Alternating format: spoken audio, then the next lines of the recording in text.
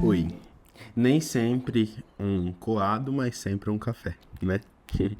Tô aqui pra falar que a semana não tem sido tão boa, mas que isso faz parte, né? Por que não tem sido tão boa? Tô em semana de prova, na verdade é a segunda semana de prova, né? Na minha faculdade tem a NP1 e a NP2, né? Pelo nome já dá pra entender o que é qual, né?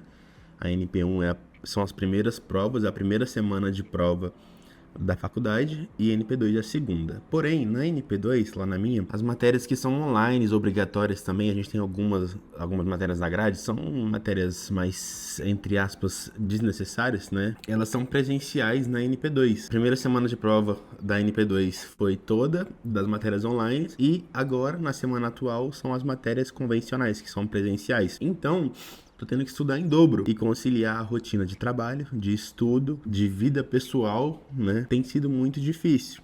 E tá tudo certo, né? Eu não enxergo isso hoje em dia como uma coisa que tira meu sono, muito pelo contrário. Eu tô ficando até com mais sono do que o normal. Por isso que o cafezinho, o expresso, tem me salvado de vez em quando.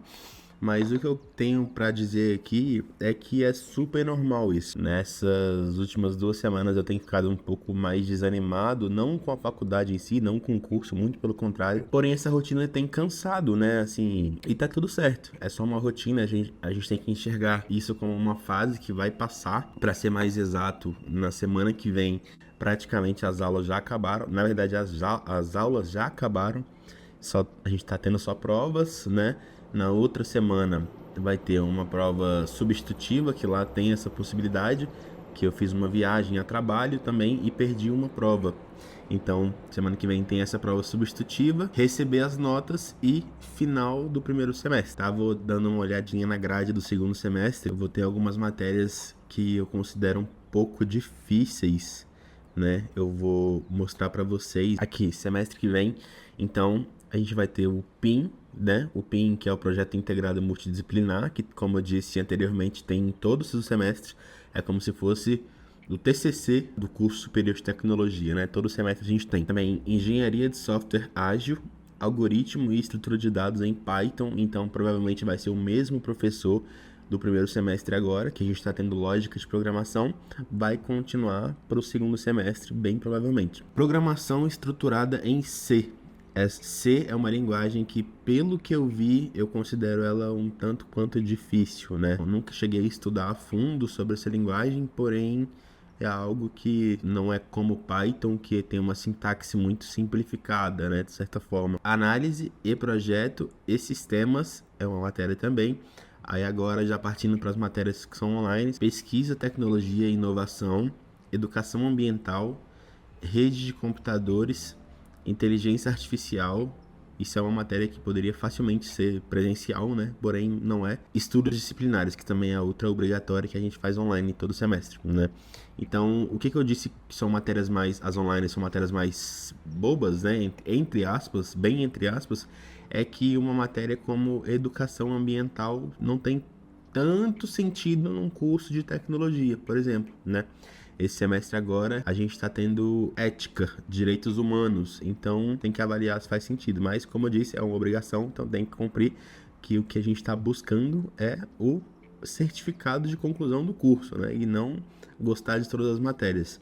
Então, eu vejo que daqui para frente as matérias estão começando a ficar mais complexas, e elas vão começando, de certa forma, a ficar mais práticas também, né?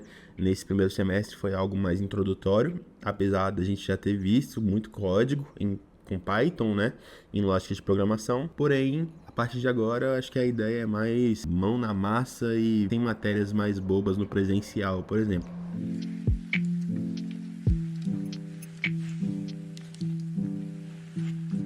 Olha, um dos meus vícios é café, como vocês já sabem, né? A Isabela, minha esposa, ela fez uma viagem a trabalho pro Panamá e eu falei, eu acho que você pode trazer um café pra mim.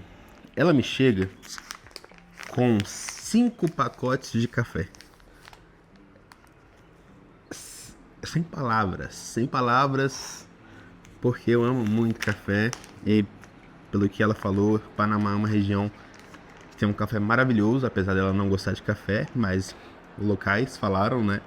E realmente depois eu dei uma pesquisada e sim, tem cafés de altíssima qualidade.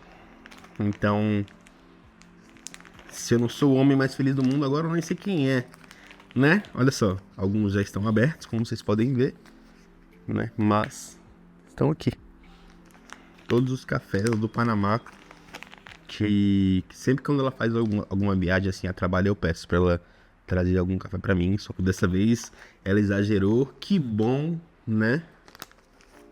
Que bom, porque eu tô muito feliz.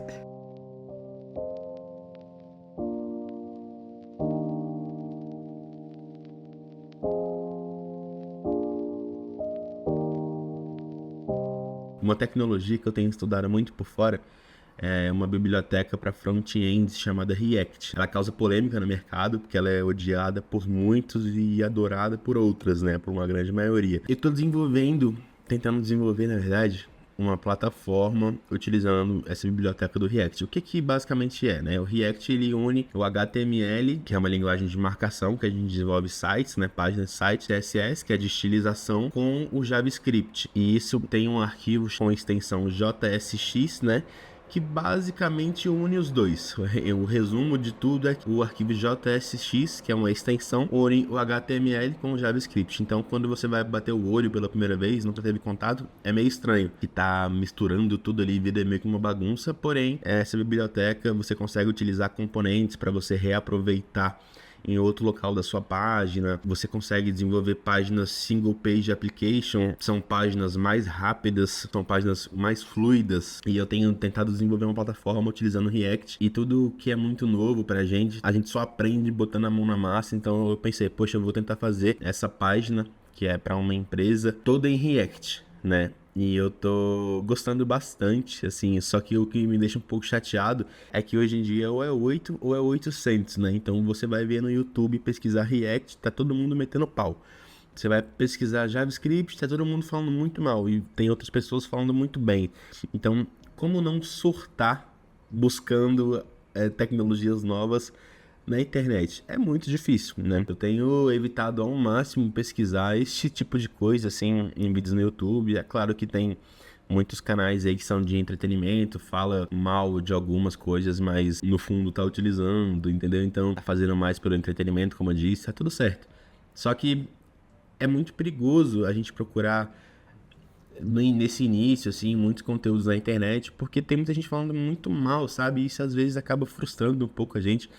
Por exemplo, o JavaScript. O JavaScript, ele é uma linguagem voltada para o front-end, só que hoje em dia a gente já consegue utilizar no back-end também da página. Só que tem muita gente que fala muito mal. Só que ontem eu estava rodando pelo Instagram e vi um influenciador de front-end que falou muito bem. Então eu fiquei, poxa, e agora? O que eu penso, né? Então, o que eu fiz?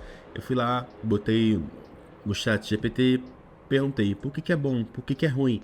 E nisso eu consegui tomar minhas próprias conclusões, e a melhor conclusão possível é o que eu tô fazendo agora, botando a mão na massa, descobrindo por que é bom, por que é ruim, quais são as vantagens de utilizar. Mas nesse início é muito difícil também você entender o porquê que é bom e por que é ruim.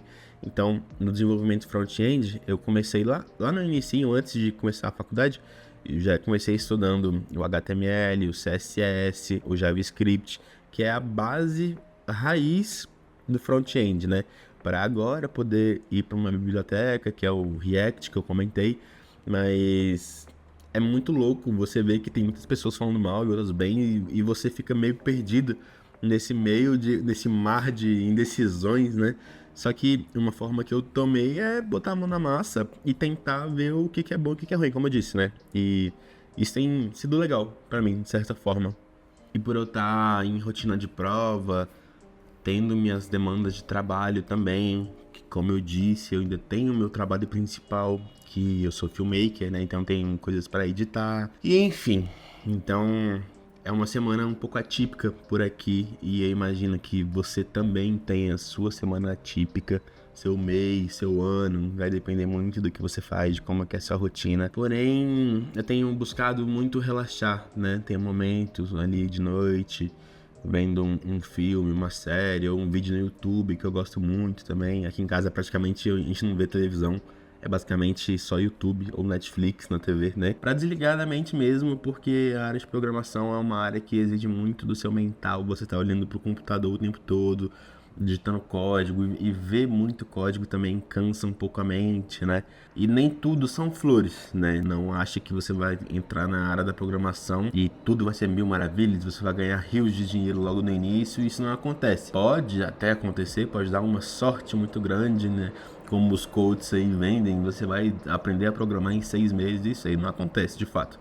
É muito difícil isso, mesmo estudando por fora. Tô aqui pra te mostrar como que é de fato a vida de quem tá aprendendo a programar do zero mesmo, literalmente do zero. Eu tava até cogitando esses dias migrar um pouco meus estudos pro lado do back-end também, não ficar somente no front-end, mas tudo no seu tempo.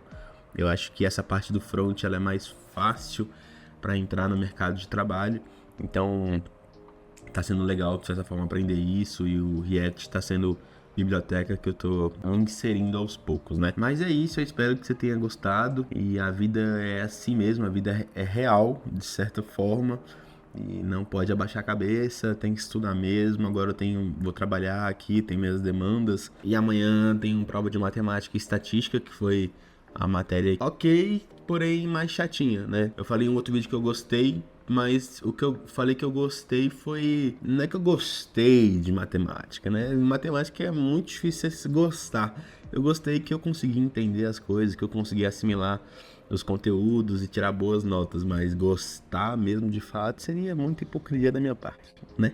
Então é isso, eu espero que você tenha gostado. Até um próximo vídeo, até um próximo vlog, até um próximo daily. Até mais.